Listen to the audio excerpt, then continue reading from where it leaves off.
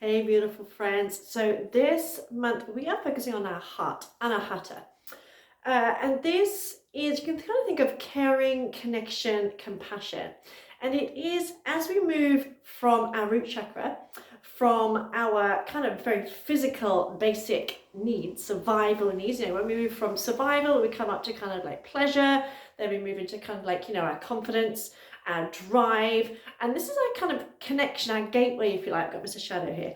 Our gateway between the kind of more physical, practical, if you like, energy centers and the more spiritual energy centers. So our heart, we actually have three brains, if you like. We have our brain up here, we have our heart, and we have our brain in our gut. So there are more nerves in our gut than there actually are in our brain, which is why when we're making decisions, sometimes we can say we can get stuck between heart and head and things like that, or we like literally feel it in our body. This month, the heart is also associated with connection and with forgiveness of ourselves as well as other people. But it's also focusing on our ability to receive. Now, the heart chakra is connected with the air element, the element of air, so movement, lightness, clarity. That's also to do with the breath, which makes perfect sense. Heart chakra, breath, our lungs, because when we are breathing, we are giving and receiving. Now, a lot of us, and especially women, have been brought up with stories, things that our parents may have said that they meant well when they said things like, oh, it's better to give than receive, and it's selfish to want more than you've got or more than you need, and all those kind of things. And so we can grow up self-consciously, unconsciously believing that it's wrong to want more than we've got. It's wrong to have desires. I mean, we have this conflicting message between, our sensuality, our sexuality, and being a good girl. It's wrong to enjoy sex, and all those kind of conflicting messages that we may have picked up over the years. I know I certainly had that, that conflict between wanting to enjoy and embrace my sexuality and also the little voice in my head saying, good girls don't enjoy sex, that kind of thing. But especially as us women, we are often very good at giving, whether it be our time, whether it be giving gifts, doing things for other people. We're not so good at receiving. And that includes receiving compliments, receiving gifts from other people. Oh no, you shouldn't have done that. You shouldn't have bothered. You shouldn't have given that to me. But here's what I say to people in the subject or on the subject of giving. Okay. How do you feel when you give something to someone? When you give someone a gift, or whether you do something for someone, you feel good, right? So by not allowing other people to give to you, you're actually being selfish because you're denying other people the opportunity to feel good. So it is better to give and receive, because everything in nature is cyclical, okay? So when I breathe out, someone else is breathing in. When someone else breathes in, someone else is breathing out.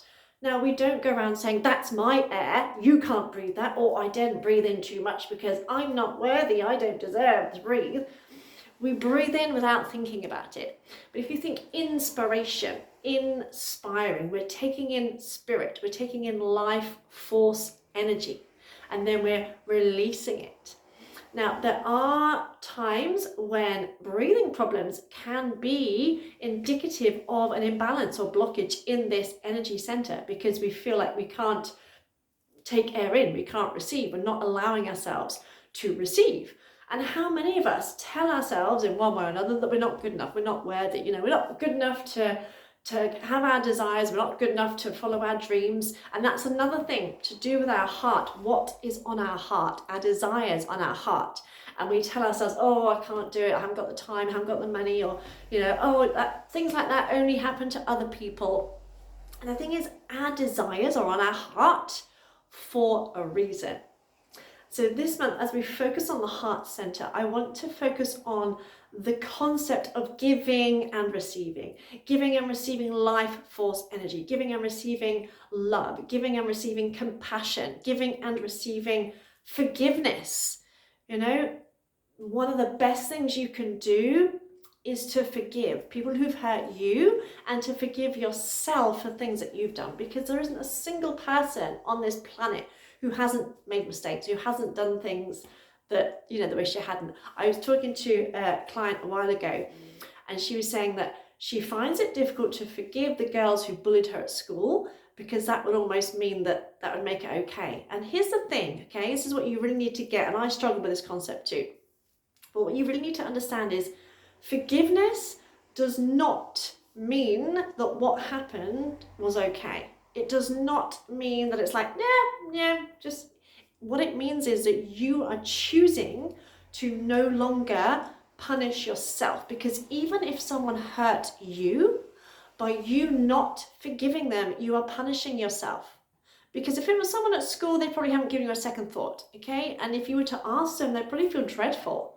And the other thing is, we tend to forget that a lot of times, especially when we're young, you know, at school, we act in certain ways because we feel insecure. You know, it's easier to bully someone else, to be nasty to someone else, because it takes the focus away from ourselves. So a lot of kids who are bullies at school do it as a defense mechanism.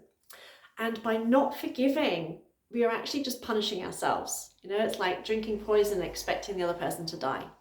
So no matter what has happened in your life, being able to forgive is literally freeing yourself. Doesn't mean that what happened was okay. Doesn't mean that you're condoning any behavior. It means that you value yourself enough to give yourself the gift of freedom. So today we're going to be focused on giving and receiving. So some of the symptoms of dysfunction in this chakra are codependency, and I've been there, okay? I've been there, had to be in a relationship, relied on someone else to make me happy, and that never works well. So codependency is a sign of imbalance. Loneliness, or not wanting to be around others. So feeling lonely or going the other way, not wanting to be around people. Fear of commitment or betrayal. Feeling unworthy, you know, feeling unworthy of love, of having your goals, dreams come true, etc. You know, and say, how many of us go through life, you know, oh, I'm not good enough, I'm not good enough, I'm not as good as them, da da da da, and we close ourselves off. You know, the heart is all about finding that sense of lightness and that sense of remembering that we are all divine. We are inspiring, we are taking in spirit, we are expiring, we are releasing spirit. We're breathing in, we're breathing out. So the goals for this chakra are balance, so a balance of giving and receiving, compassion for ourselves and others, and self-acceptance, accepting ourselves as we are, knowing that doesn't mean that we're perfect, because there is no such thing as perfect, and that it's okay. There's no such thing as perfect. Knowing that we are not our past, we are not our problems, we are not our mistakes, we are not our bad habits. We are spirit doing the best that we can, and that is okay. And that is an ongoing thing. It's not something that's going to go poof, happen overnight, okay? That's an ongoing thing. So some questions I invite you to think about are, what does it mean to you to be worthy? You know, how often we say, oh, I'm not good enough, I'm not as good as so-and-so. You know, you may see someone who has something or is doing something that you would love to do, whether it's maybe your dream job or the kind of relationship that you would like. And there would be a part of you that is telling yourself, oh, I'm not good enough to do that. So what does it mean to you to be worthy? So if you are not worthy, then who is? If you are not good enough, if you've ever said to yourself, I'm not good enough, what does it mean to you to be good enough? What is this mythical good enough? And just as a side note here, this is one of those questions that you may struggle to answer. And if you do, that's actually a good thing. And the reason I say that is because when we go around telling ourselves, oh, I'm not good enough, we don't actually question, what is this good enough? And sometimes when we start to question, well, actually, what is good enough? What is it? There is no such thing. We can start to see just how ridiculous some of our beliefs are, that we're all worthy, we're all good enough, and that we all should live a life full of love, of laughter, of fun, of, you know, fulfilling our desires. So that is one question that you could ask yourself. Number 2, how do I feel when I give without expectation? whether that's giving someone a gift, giving them a compliment, whatever it is. How do I feel? How do you feel when you give without expectations? You give just because it feels good. You know, you maybe help someone out. You know, you maybe give someone a gift. You know, someone's been looking for something, and so you've given them a gift. How do you feel when you do that? And then ask yourself, how can I allow the others the joy of giving to me? And also asking yourself, do I block other people from giving to me? Are you the kind of person that if someone compliments you, you're like, oh, this old thing, oh no, I look a mess, oh, my hair's a mess, oh, these are, blah, blah, blah. Or are you able to just say, thank you? So do you block giving in that respect? And how can I be more open and receptive? Ask yourself that. How can I be more open and receptive? Number 3, what evidence can I find to prove that the more I have, the more I can give, and that there is more than enough in this whole universe? Because we are brought up to believe in limits. There's only this much. There's only this much to go round. And we can, as I say, going back to this story of, oh, you know, it's wrong to want more than you need, and it's better to give than receive, and there's only this much, and if I have this, then I'm taking away from other people, and that simply isn't true. And especially at the minute with this cost of living thing, it's giving us the illusion that for us to have more, we're taking away from someone else, and that simply is not true. So what evidence can you find to prove that the more you have, the more you can give? Perfect example of this is you may want more money, but you may think that's greedy wanting more money. Now, if I were to tell you that there have been more millionaires, billionaires made over the past 2 years than the past 100, how would that make you feel? And I know some people who are making like 10 grand, 100 grand a month, and they are really nice, genuine people. Because we may have this idea that to be rich, you've got to be this really mean, ball-busting bitch, when actually there are a lot of people out there who are really genuine people and who are making money without ripping other people off. And they also help other people. They're giving to charity. So by you having more, by having more energy, by having more money, by having more time, you can give more to others. So again, that gets us through this idea of it's wrong to have more. I really want more. I would love to be a billionaire because there's so much I could do in terms of my work with charity, helping animal charities and stuff. I would love it. So it's getting you to think about how having more is actually a good thing, you know, especially in the spiritual world. It's seen as like, oh, you know, if you're spiritual, you've got to be poor and suffering. Well, bollocks, bollocks to that, because I can do so much more, give so much more, help so much more, the more I have. So we're challenging any preconceived ideas you may have. Lastly, ask yourself, how does it feel to be in a state of receiving? Now, you may want to close your eyes as you ask yourself that. How does it feel to be in a state of receiving?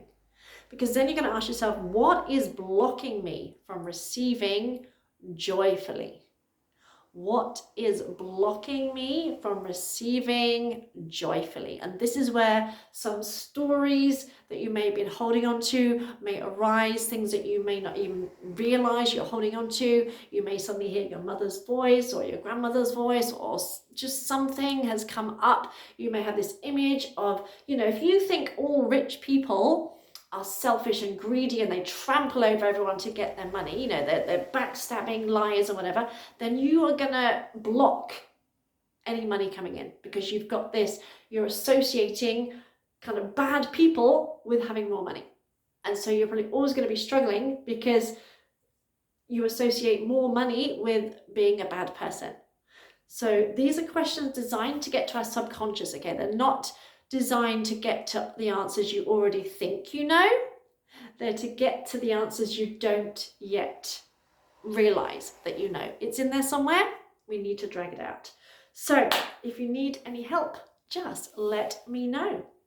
And you can use the affirmation, I joyfully allow myself to receive.